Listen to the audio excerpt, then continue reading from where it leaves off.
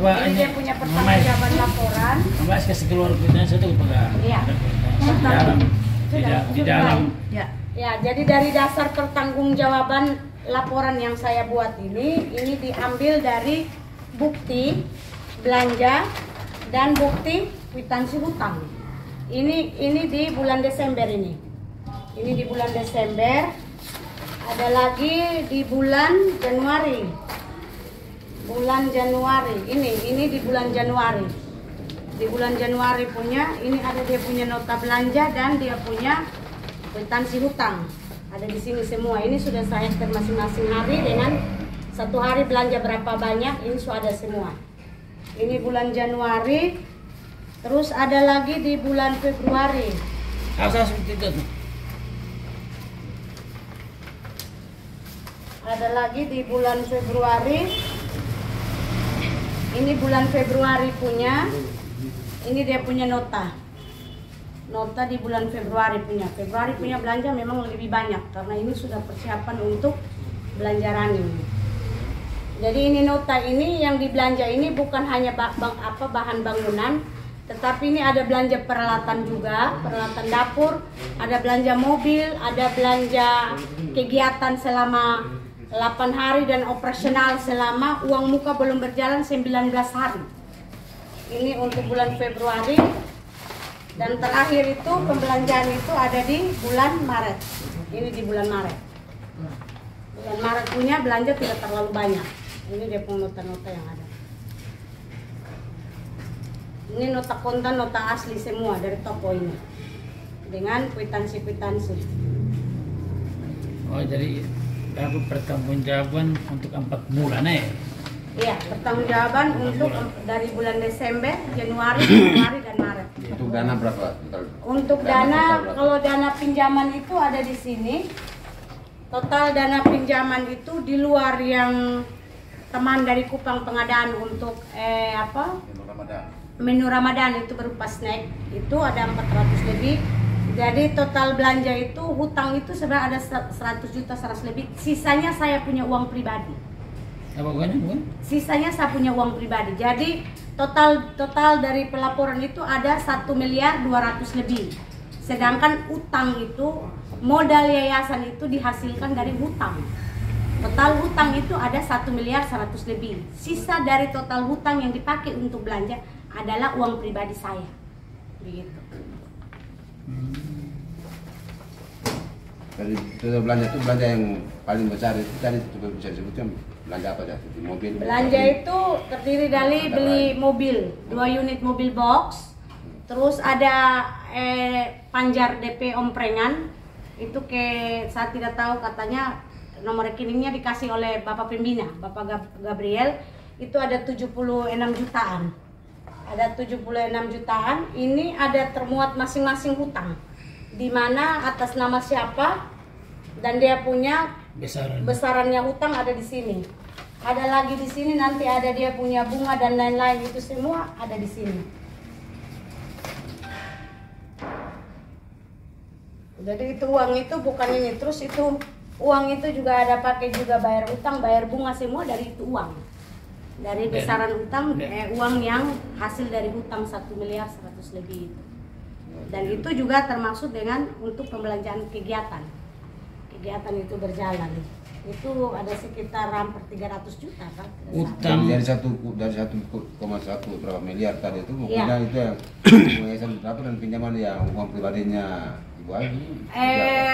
Dari itu dia punya pinjamannya itu total pinjaman yang jadi modal yayasan itu ada 1 miliar 100 lebih.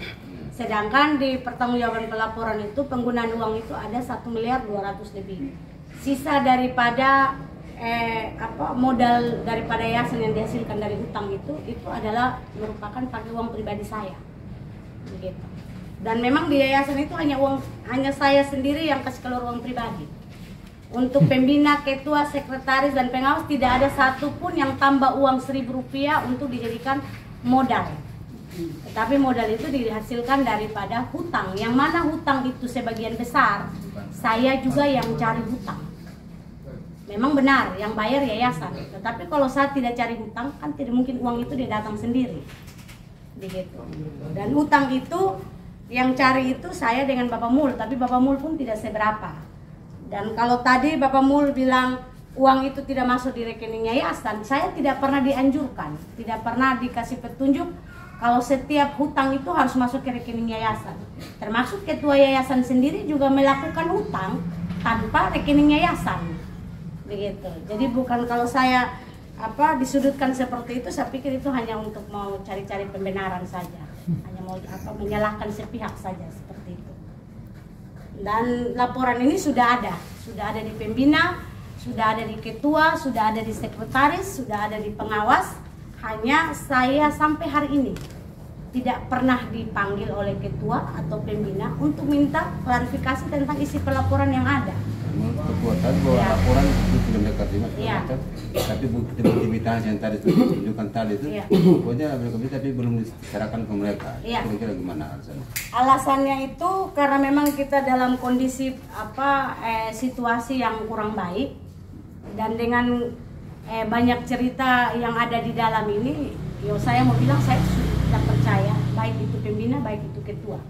Alasan saya belum mau menyerahkan bukti asli karena saya takut. Saya takut bukti asli ini bisa saja dihilangkan atau dicopot sebagian, terus nanti di saat saya pertanggungjawabkan atau saya diaudit, maka saya punya barang bukti nanti berkurang, begitu. Alasan itu saya belum berani menyerahkan barang bukti, tetapi barang buktinya ada. Nah, harapan saya ini bisa saya serahkan di saat saya audit atau di saat sudah sampai ke jalur hukum, biar lebih aman. Kemudian bilang silakan kalau memang caranya begini lapor aja polisi, biar polisi tangan. Jadi ini mau siap untuk lapor polisi. Iya, memang saya siap lapor polisi karena di dalam isi somasi saya sudah saya sampaikan ke yayasan. Kalau dalam kondisi persoalan ini tidak ada solusi, maka jalur yang paling aman dan paling jelas ya pasti harus ke jalur hukum untuk cari kejelasan dan kepastian, karena masih banyak saya punya hak di dalam yang terkesannya mau digelapkan, begitu. Iya, karena penyangkalan itu sudah ada, penyangkalan sudah ada, sedangkan sudah terbukti yang di surat perjanjian itu adalah yayasan itu dia hanya berkontrak dengan pemilik yayasan itu sebatas sewa lahan. Artinya berarti bangunan yang ada itu ada pemiliknya. Dan bangunan itu adalah sebagian besar milik saya.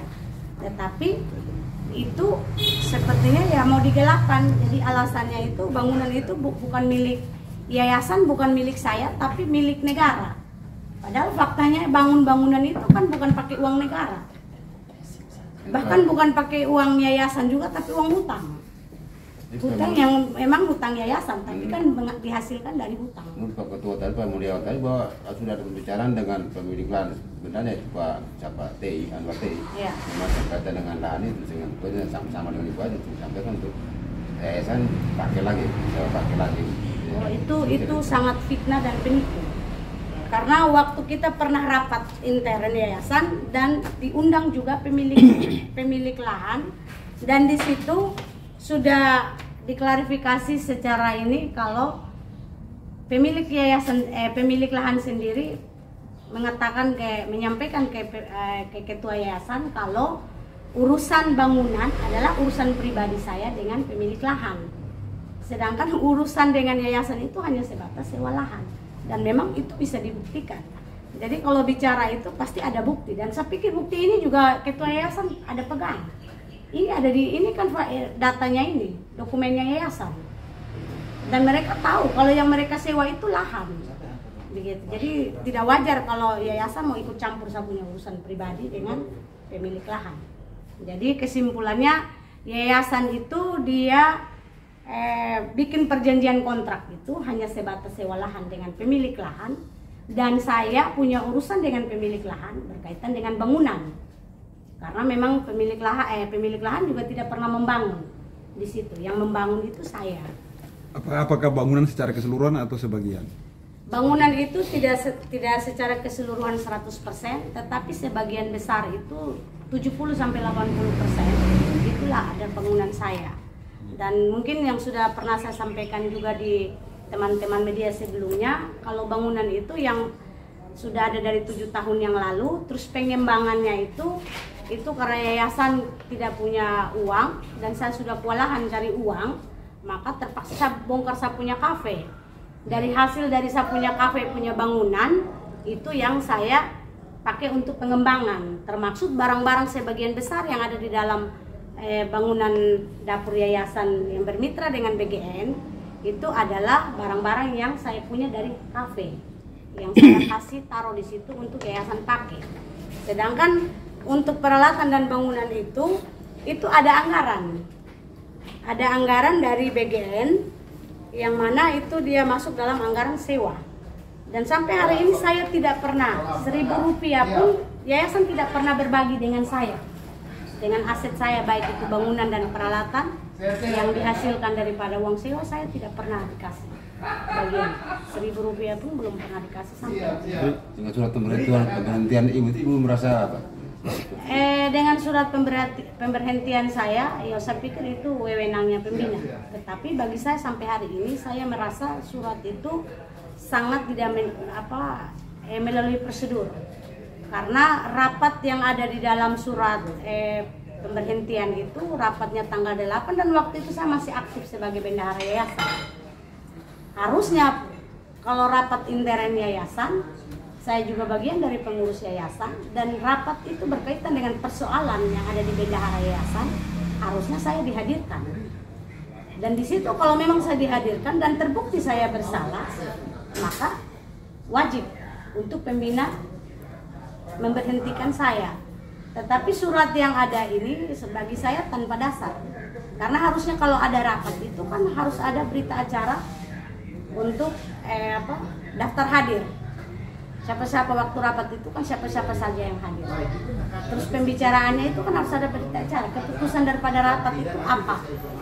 Begitu. Nah ini tidak ada lampiran apa-apa, tapi hanya sebatas surat pemberhentian saja. Jadi saya anggap saya sangat berbesar hati, saya sangat menghargai surat keputusan daripada pemberhentian itu, tetapi saya merasa keberatan karena tidak melalui prosedur. Dan kalau saya sudah diberhentikan, maka saya juga akan mau meminta kepada yayasan untuk alamat daripada yayasan itu tolong diganti. Karena alamat di yayasan itu berkantor di saya punya rumah, di saya punya alamat, begitu. Karena memang yayasan itu saya yang buat, saya yang urus yayasan dan itu juga dibayar itu pakai saya punya uang pribadi juga, yang memang itu menjadi hutang yayasan juga dan sudah dibayar. Jadi ibu juga pergi tidak diizinkan masuk. Ya karena saya sudah bukan orang bagian dari orang yayasan lagi, jadi mungkin itu saya tidak boleh masuk di dapur. Tapi tujuan saya masuk di dapur ini kan bukan saya mau pergi jalan-jalan di dapur atau mau pergi lihat dapur, tapi karena berdasarkan permintaan surat resmi daripada SPPG dan yayasan meminta saya untuk mengambil barang. Sudah pasti barangnya saya harus ambil di dapur karena memang sapu barang ada di situ. Tetapi dengan permintaan yang ada, giliran saya mau pergi ambil barang, ketua yayasan tidak mau. Karena mungkin ketua yayasan takut kalau saya ambil barang kegiatan ini bisa macet. Karena memang sebagian besar itu barang itu milik saya pribadi. Termasuk di situ ada sumur bor, ada listrik. Dan itu saya tidak pernah mendapat dia punya anggaran biaya sewa sama sekali. Oke. Tunggu. Baik, mungkin saya perlu menjelaskan juga satu hal yang bagaimana sampai dapur yayasan yang bermitra dengan BGN itu bisa ada di Kadelang. Tadinya itu untuk mendaftar ke BGN itu titik koordinatnya itu diambil di belakang rumah saya, pakai tanah, rencananya mau pakai sapu tanah kosong di belakang rumah. Tetapi karena pertimbangan dari saya, karena semua tanggung jawab dan beban dikasih ke saya untuk membangun dapur dengan keterbatasan saya, maka saya minta supaya tempat usaha saya Batako yang di Kadelang itu saya ambil mesinnya dan saya pengembangan untuk dapur. Jadi harusnya itu kalau kita bicara dapur itu titik koordinatnya bukan di Kadelang, begitu. Jadi kalau saat ini ketua bilang itu Kadelang itu saya yang minta, saya yang minta pemilik lahan untuk lahannya dikasih sewa ke yayasan. Bukan yayasan yang minta, tapi saya yang minta. Karena sebelumnya Mama ada pakai. Iya, karena sebelumnya ini Ada usaha di di situ dan usaha itu ada aktif. Tapi karena saya bagian dari orang yayasan dan tanggung jawab bebannya juga dikasih ke saya, maka itu bagian dari saya punya kontribusi dan pengorbanan. Pengorbanan saya bagaimana supaya dapur ini harus jadi, harus ada di Alor. Dan kita di Alor juga sudah harus bisa terima program di Alor. Ibu sudah siap lapor ini? Saya sudah siap lapor karena memang tadi pergi ambil barang tidak bisa dan memang petunjuk dari ketua yayasan itu kan minta saya bikin laporan polisi biar supaya jelas. Jadi memang betul supaya dapat kejelasan ya harus lapor polisi. Rencana kapan? Rencananya ya kalau tidak ini mungkin besok saya bisa bikin laporan.